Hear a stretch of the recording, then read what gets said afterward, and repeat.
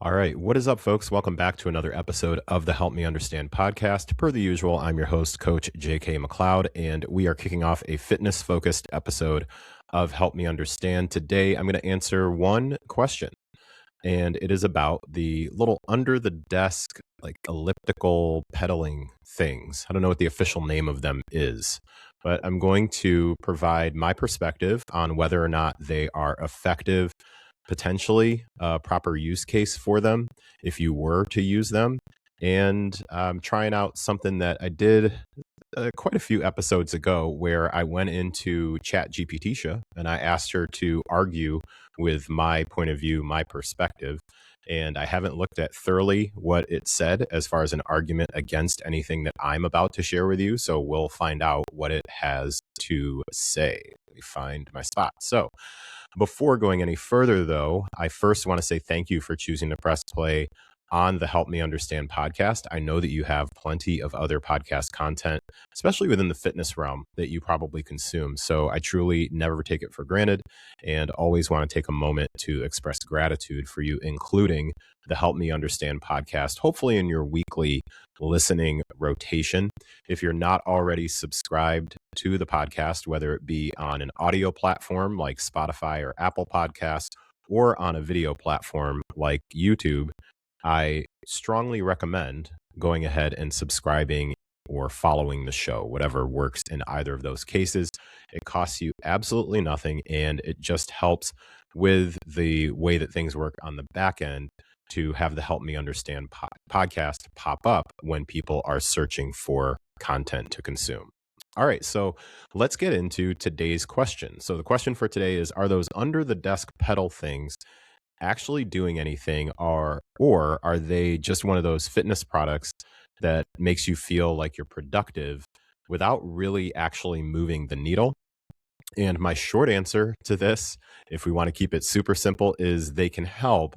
However, I don't think that they're helping in the way that you may think that they are if you are someone who is utilizing one of them. Some context with this, two areas. One, this is a product that I've actually come to find out a decent amount of folks that I'm aware of actually have. And primarily, they tend to be folks who work from home and are seated quite a bit, or inside of their office setting, they're seated quite a bit. And doing something like adding a walking treadmill is not something that they either have the ability to do, or it's something where they would not be or aren't able to do that very consistently. Another piece of context where this was coming up is actually it's right around the time of spring cleaning ish season, and what tends to happen on my algorithm, especially my Facebook Marketplace algorithm, is that during spring cleaning time, when the weather has warmed up a bit here in the Midwest, I start to see exercise equipment pop up on Facebook Marketplace quite a bit. So the under the desk little pedal things is one of the things that have popped up. So let's get into my perspective on these. So first, let me frame this, because I think that when most people are asking if something like this is effective, what they more often than not are intending to find out is this going to help me get in shape? Is it going to help me get my steps in? Does it help me lose weight? Is this going to help me build fitness? And my point of view is that that's the wrong standard to use for something like these little under the desk pedaling bike things. I will tell you just straight up that these bikes aren't something that compete with your workouts. They just really are competing with being sedentary. So that's one of the things I want to say right off the bat is I'm not looking. My perspective is that we aren't looking at the effectiveness of this compared to training. We're looking at the effectiveness or usefulness of this compared to if you were doing absolutely nothing. So I think that what these fall under is something that we call NEAT, which is non-exercise activity thermogenesis. So basically, it's all the movement that you do throughout the day that isn't specifically exercise, isn't specifically a workout. So I would put it within the same category as something like fidgeting, moving your hands around as you're staying seated. And that's where I think that something like these little under the desk things, I really got to think of a better way to describe them or some name for them prior to posting this episode. But that's where I do think these under the desk pedal things can actually be useful, because if most of your day involves being in a seated position, then this does give you a way to add some of that non-exercise activity thermogenesis, that need to add that movement without needing to block off more time that you potentially just don't have. Let me be super clear though. You are not going to break a sweat. You are not going to build muscle. You're not suddenly going to be improving your overall VO2 max with this, but you are moving instead of sitting still for a number of hours on time.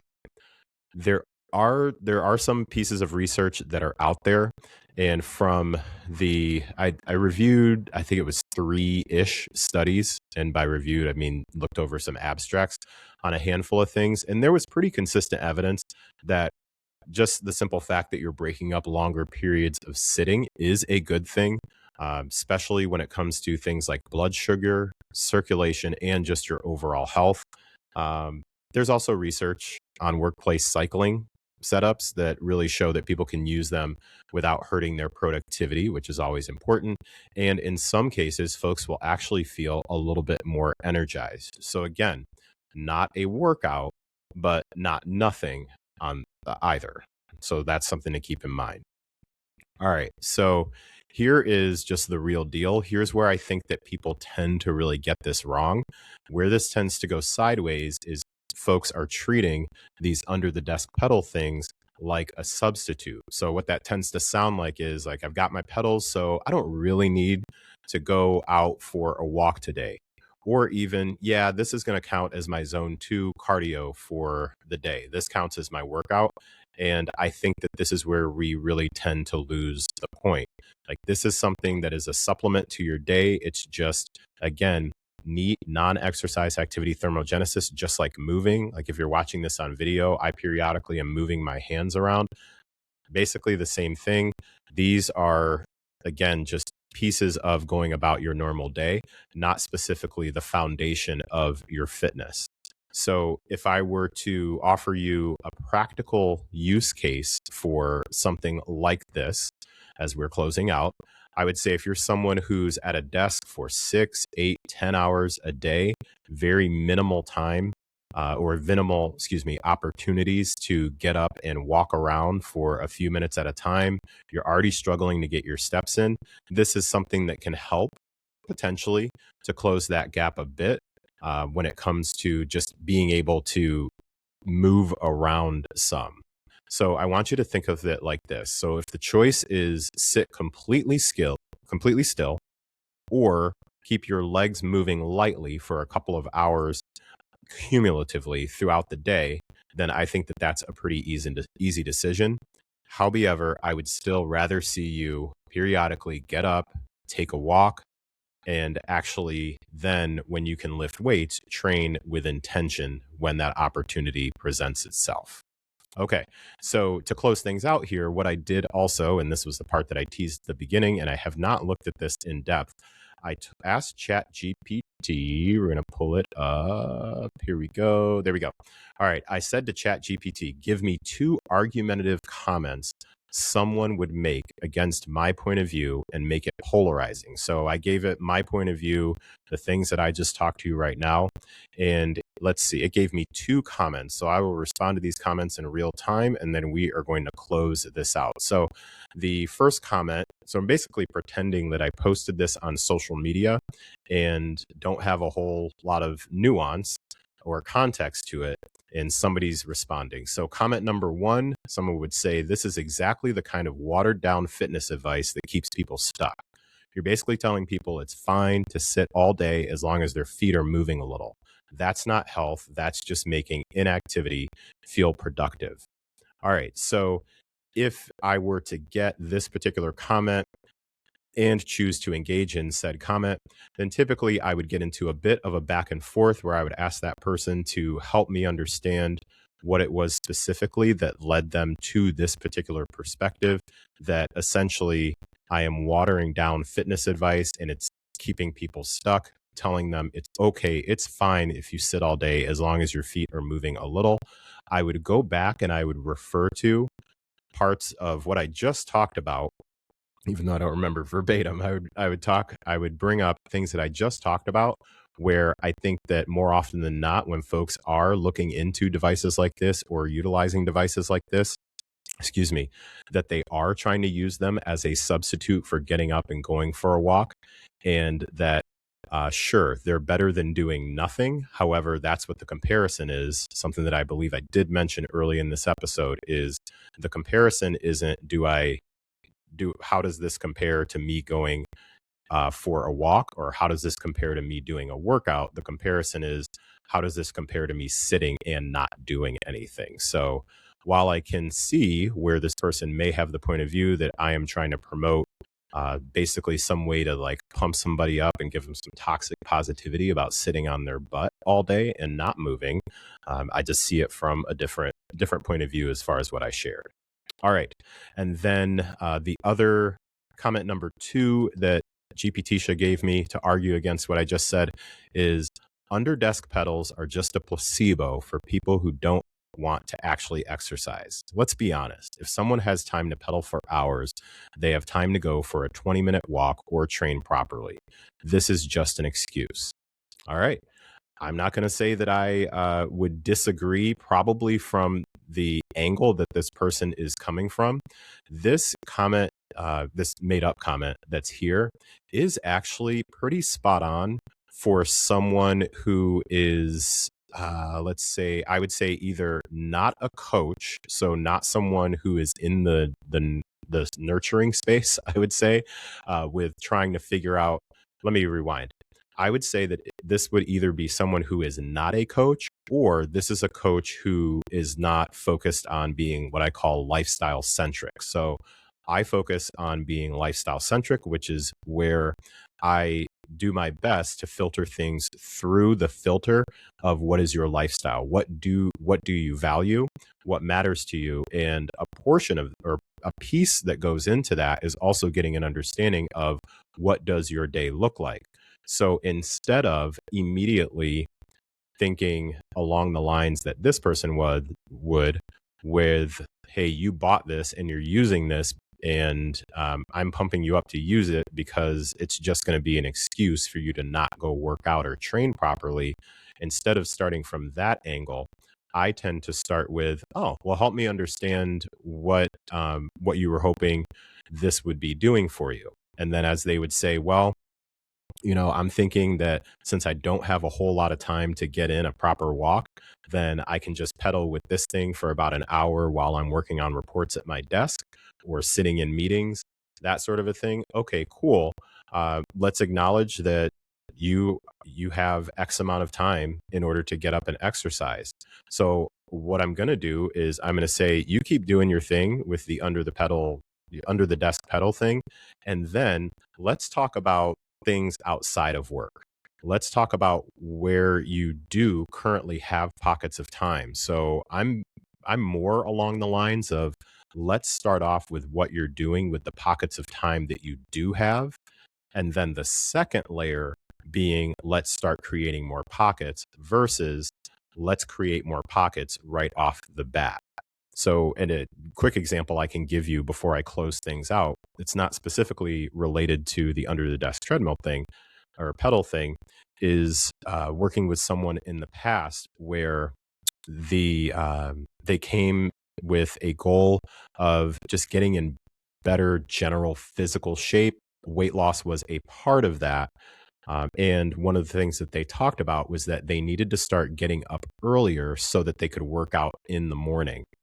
And they seemed somewhat surprised when I told them that I actually wouldn't suggest that as of right now. It sounds like right now what they were doing is they were going to work out at like a fitness studio doing group exercise anywhere from 1 to 4 times a week, basically. So over about a 3-month period, they were very realistic and said there'll be some weeks that I'll go once, some weeks I'll go twice, some weeks I'll go 4 times, some weeks I'll go maybe 3. It just varied. So anywhere from 1 to 4 times a week, they would go to their group exercise classes. And they immediately thought that when we were going to work together, that the solution would be that they needed to just get up earlier in the morning so they could get a workout done in the morning. And then that would actually solve everything. And my approach was actually the opposite. My approach was, well, it sounds like you already periodically have a plan that's in place to midday. You control your schedule, you own the business, you can step away. What it sounds like is that you have a follow through problem. So you'll put that particular thing on your calendar and then you don't follow through on going to that particular class. Or they also had a gym membership where they could go to a gym and get a workout in and still come back to work. Side note, I know some folks aren't big with that, but this particular person was totally fine with doing that. They shower, they go back to work.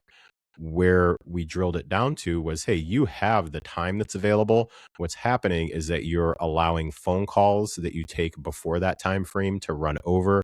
You're allowing your assistant to put things in that particular slot. And instead of immediately looking for where can we create more space or more time, like a workout time that isn't currently there, first, how do we just work on doing better and being more effective, and following through more consistently with the time that you are creating. And what we actually found after working together for about 6 months was that that pretty much solved, at least for a while, the consistency with them completing their training and actually following through with that, because that turned into a whole different thing where they were trying to be quote unquote a morning workout person, and that just wasn't going to work for them. So again, that approach may feel different to different people. Some people just think that as soon as they start going after a goal, they need to do something completely different that they'd never done before. I'm certainly not going to say that at some point you're not going to have to get uncomfortable and try something different. I prefer to start off with what materials do we currently have and what can we do with that? It's very similar to like, hey, I need to learn more about a particular topic. Do you immediately need to go research something else, sign up for a new class and buy a new book?